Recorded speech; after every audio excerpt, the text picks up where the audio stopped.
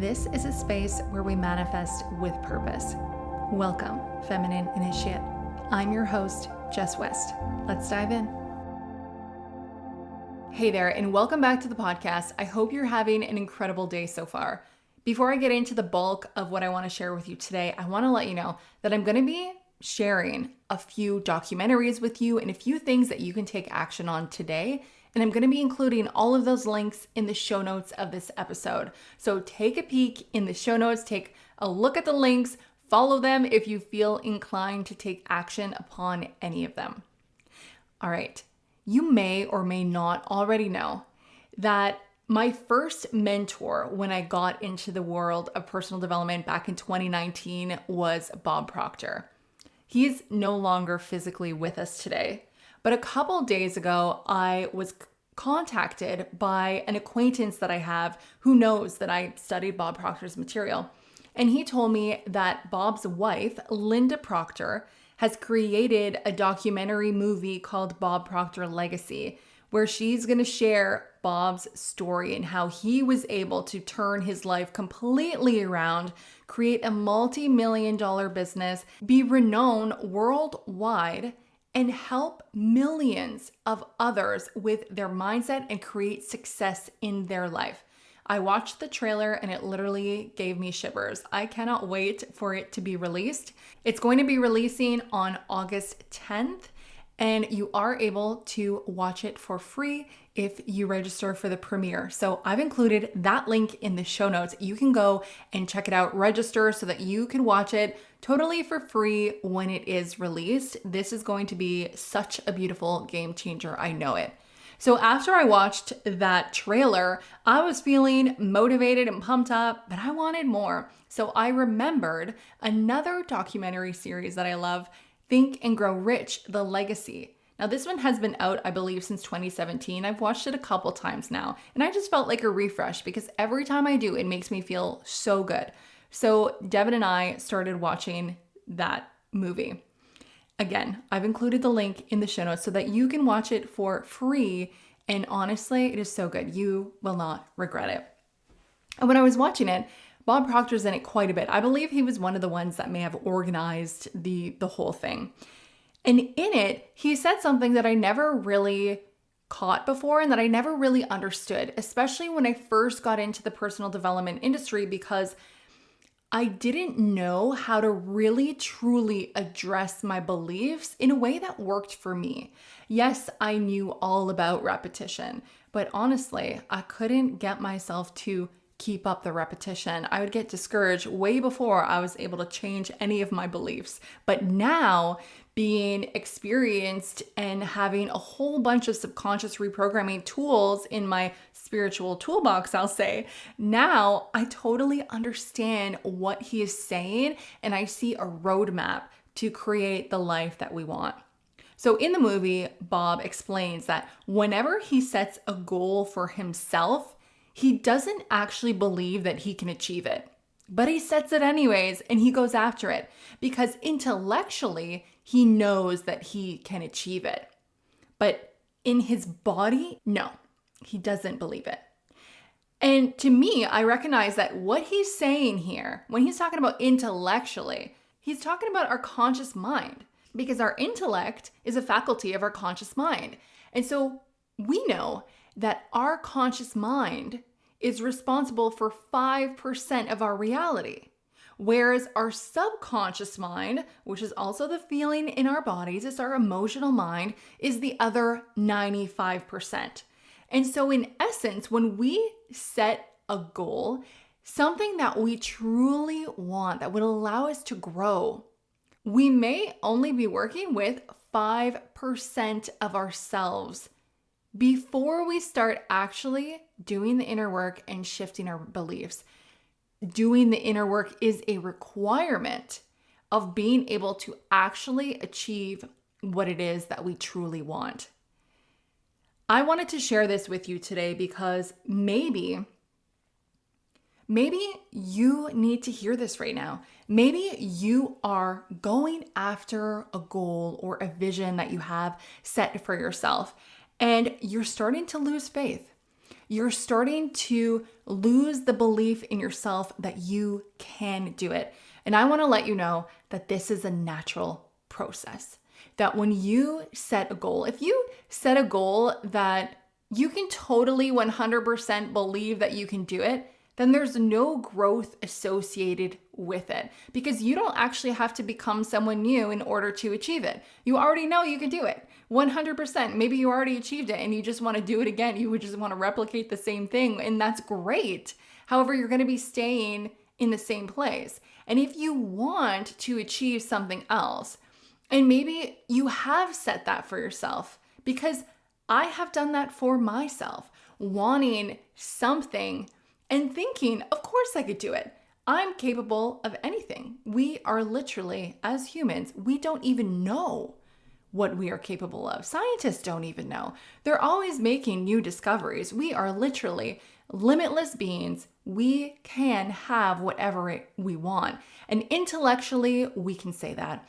Intellectually, we can say the power of our beliefs is created in our life, and we know this. We know all of this information. We know how to create the life that we want, but we only know it on the 5% that is created in our life. The other 95% of ourselves needs a little more convincing, because that other 95% of ourselves has been programmed from the ages of 0 to 7, as we know, has picked up the beliefs from everybody else around us, and it formed the basis of our reality. And then whatever was repeated around us from 0 to our age now, that has been reinforcing our beliefs, whether or not it was serving us. And so now we're walking around carrying a whole bunch of limiting beliefs of what we think we're capable of, what we think we're worthy of, and those beliefs are preventing ourselves from achieving our big goals. And so I want to share with you a few ways. I want to share with you a roadmap to how we can really achieve those big goals, those big desires, so that we can understand that if I set that for myself and I don't fully believe it yet, that's okay. I don't have to reach for something that has little to no resistance, because we grow through the resistance. That's truly how we become a new version of ourselves. It's through that. It's through the contrast. It's through the hardship that we then grow into something new. So if you are experiencing the resistance, that's not the dead end for you. That's not the sign for you to give up and throw in the towel and stop going after what it is that you want. That's not your sign that, nope, that's too big for you in your life. You can't do it. Why don't you stick with something that you know that you can do? 100% of your being knows that you can do, because there's no real fulfillment in there. Our soul came here to expand. This is what this life is for. And so don't limit yourself based on what your body can currently hold, based on the beliefs that you have, because beliefs are malleable. We can shift our beliefs. And when we do, we can truly achieve anything. We can really create the life that right now we may only be dreaming of. Again, our imagination is a faculty of our conscious mind. So our ability to imagine, of course we can do that and feel good with that, because our subconscious mind doesn't know the difference. This is bringing me into the first step to really creating our desired life. It's through visualization. We have the capacity, and we are one of the only animals on the planet so far with what we know that has the capacity to imagine new things and imagine new worlds. That is part of our 5% conscious mind. It's a conscious faculty that we could create. And so when we use our imagination to think about a life that we would love, our subconscious mind cannot tell the difference between what is actually happening right now in our physical reality and what images we are holding on the screen of our mind. And so it is going to respond according to those images right away. And this is why we can think of a past experience and re-feel that pain, to re-feel that sadness, even though it's not happening right now. Whatever we're holding on the screen of our minds, we will begin to feel the emotions for. Our subconscious doesn't know the difference. And so when we allow ourselves to really imagine, what life would I love to live if I knew that the answer was going to be yes? What would I want? If I truly knew and if I believed with every part of my being that I can have whatever it is that I desire, what is it that you would absolutely love? And a prerequisite to this would really be taking the time to get to know yourself, because you want this goal, you want this desire to be uniquely yours. This is your life. What is it that you would love? Not thinking about your family, your spouse, your friends, like anybody else around you. What would you love? Because this is your life, yours only. Yes, of course, people are in it and we want to positively influence them and everything, but know that we can never truly be there for someone else at our fullest capacity unless we are full and accomplished within ourselves. And so when we take care of ourselves and put our desires first, we're bringing everybody up with us because we are being that light around everybody. And when we really take the time to know ourselves and when we really come from within, we recognize that what makes you feel really good involves others too. We are social beings. We're not beings that are meant to just take care of ourselves and be for the sole benefit of ourselves. If we're only benefiting ourselves, that gets lonely really quick. And so allow yourself, give yourself permission to create the life, to create the results that you want for you. And visualize that. Barbara Corcoran, who's a businesswoman and an investor that you may know from Shark Tank, was also in the movie Think and Grow Rich, The Legacy. And she claims that visualization was the biggest reason for her success, because she would visualize herself realizing her dreams and her aspirations. And then as she continued to visualize it, it became her reality. That is truly the power of visualization. And so allow yourself to really imagine what it is that you would like and hold that image until you feel the emotions within yourself. Once you do, you're changing the vibration in your body, because feelings is a word that we use to interpret the vibration that we're in.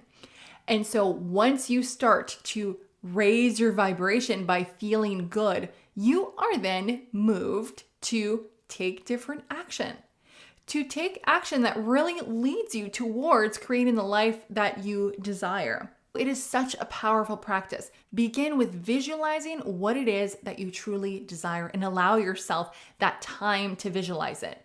With that 5% of your conscious mind who knows that you are capable of doing whatever it is that you want, commit to taking the time to visualize. Secondly, take a look at your self-image. Self-image is the deep-rooted belief that you have of yourself, that you have of the world, how you interact in it. It dictates how you behave, how you speak, how you hold yourself. When you allow yourself to go into that visualization and see yourself in there and ask yourself, how am I behaving, having achieved all that I want? How do I feel living my desire? What is my dominant feeling in this state of having achieved all that I want? What do I believe of myself? How do I carry myself?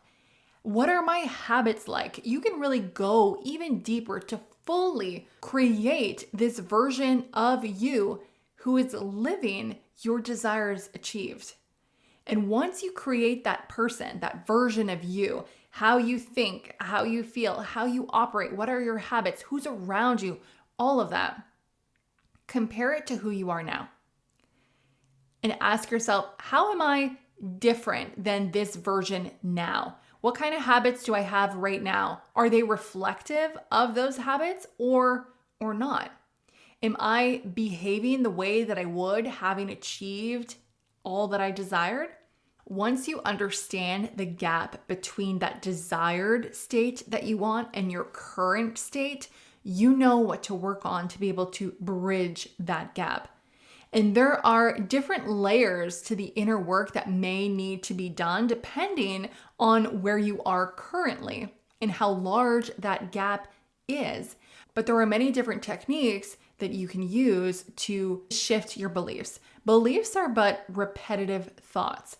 And I mentioned in one of my recent podcast episodes that beliefs can really be shifted in two ways: through repetition and emotional impact.